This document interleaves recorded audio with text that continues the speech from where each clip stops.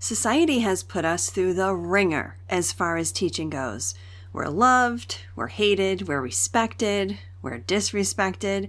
Do you remember back in 2020 how when everything went online, parents were like, oh my gosh, I can't believe how teachers do this. And then like weeks later, it was back to totally being disrespected and everything. Not that that was the case for every single person, but I do remember going through this roller coaster of how people viewed teachers. But here's the thing, through it all, you have stuck with this assignment, your God-given assignment to be a teacher. And there's a reason for that. And today I want to look at the 3 reasons you might just be sticking with this ever important assignment that you've been chosen to do. Hey friends, welcome to Enjoy Teaching Again, the podcast for teachers who love the work but need a little spark to bring the joy back. I'm your host, Elizabeth Peterson, classroom teacher, arts integration specialist, and passionate educator of over 25 years. If you're overwhelmed by behaviors, disengaged students, and long, exhausting days, you are not alone.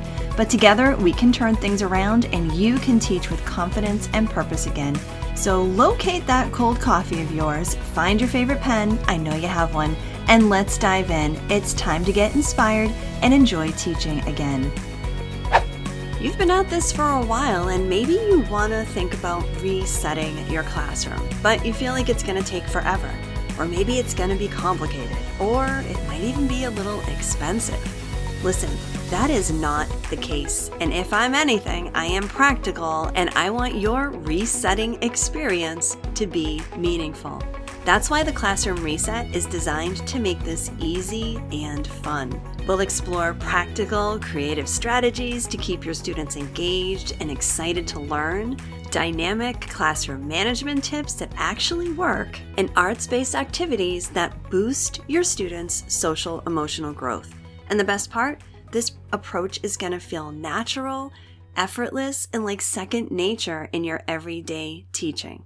That's the point. It's not about doing more, it's about resetting what you already do. You can dive in and implement these strategies right away, step by step, at your own pace. No fancy equipment, no overwhelming lesson plans, and no need to buy a bunch of new stuff. I'll show you how to integrate these creative strategies into what you're already doing so that you can see real change, real fast, and with the support that you need and deserve. So join me inside the Classroom Reset experience. Let's transform your classroom together faster than you thought possible. Head over to theinspiredclassroom.com/reset to get started. You could have been just about anything, but you chose to be a teacher.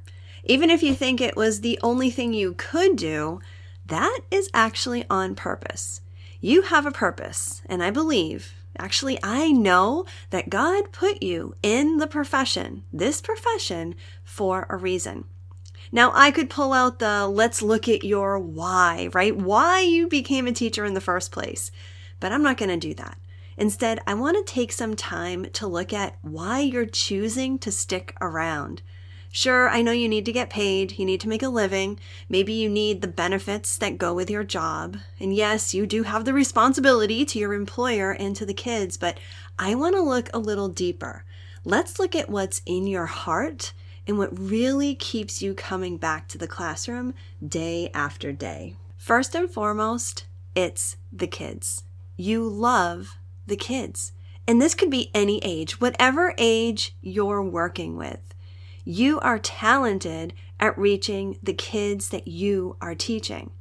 Maybe you teach like me in upper elementary and you just love how they have some skills and you're still building skills and they're coming into this different age where they're starting to grow up.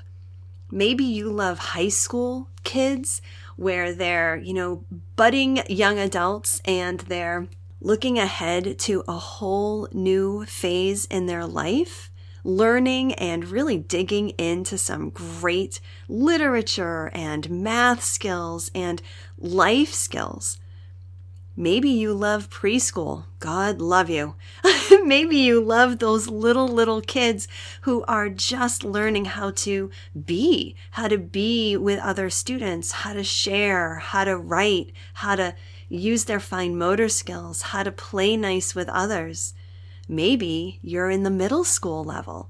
Maybe you love those kids who are really trying to figure out life for the first time and really need some useful guidance as well as some really solid academics. You appreciate how your kids are learning and how they are growing into the next phase that they're about to embark on, and you are making them better people. What a great reason to stay with teaching the kids. The second reason you might be sticking around with this profession is the content. I really hope that you enjoy what you teach.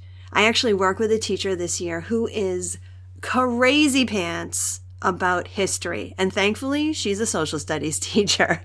It is so fun to watch her get genuinely crazy excited about the lessons that she's teaching the kids. And that excitement is so contagious to our students. And it's really fun to watch. This year, I get to teach just math and science. And yet I'm finding times to teach writing because, oh my gosh, I absolutely love teaching writing. And being able to teach it to fifth graders who already have a pretty good foundation of writing skills, I think I can just offer so much to my students. I love teaching the content of writing, the writing process, the revisions, just all the good stuff about writing. And maybe it's not just even the specific content, but maybe you love the learning process.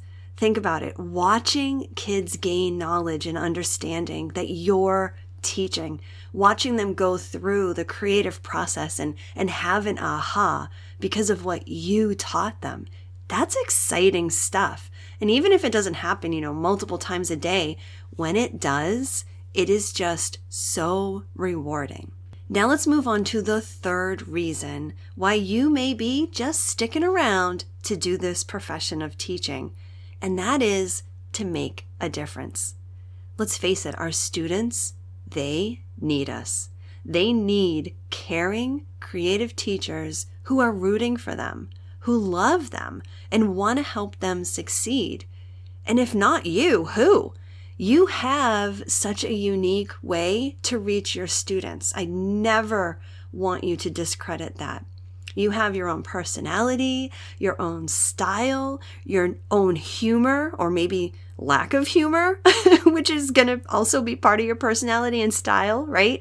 You have your own way of showing that you care for your students and showing that you care for your content. You have your own creativity that you can bring into the classroom. No matter what you're doing, no matter what you're teaching, you have the capability to really make a difference. Sometimes it's in big ways, but often it's in those small ways. The small smile that you can give a student, the small nudge you can give a student to just do a little extra. And I think at this point, it's also important to acknowledge that there will always be some students that we just can't reach for whatever reason, or at least it can feel that way, right? Sometimes a student has built a really big wall around them. Sometimes it's a personality that just doesn't mix well with ours. But I want you to remember, teacher to teacher, from a teacher who has had her share of difficult students over the years, keep loving on those kids. Take a breath, breathe in the patience, say a little prayer for yourself and for your students, and keep working to make a difference. Because even the toughest kids can see that we care if we are genuine about it. And if you've listened so far, I'm pretty sure you do genuinely care. So keep at it. So there you go. Short and sweet, but hopefully to the point. 3 solid reasons to stick with teaching day after day. Keep coming back to the classroom because of those kids, because of that content that you love teaching, and because each and every day, I promise you, whether you see it or not, you are making a difference. Focusing on these is a key to being able to really enjoy your teaching, and that is always my hope for you. I hope this episode inspired you, encouraged you, or gave you a fresh idea to try. And if so, I would love for you to take a screenshot and text it to one of your teaching buddies. I'm so grateful that you landed here with me today, and it would mean the world to me if you would leave me a review over on Apple Podcast. Thanks so much for being here, and I'll catch you on the next episode. This is Elizabeth Peterson reminding you to get inspired so you can be inspiring to your students and enjoy teaching again.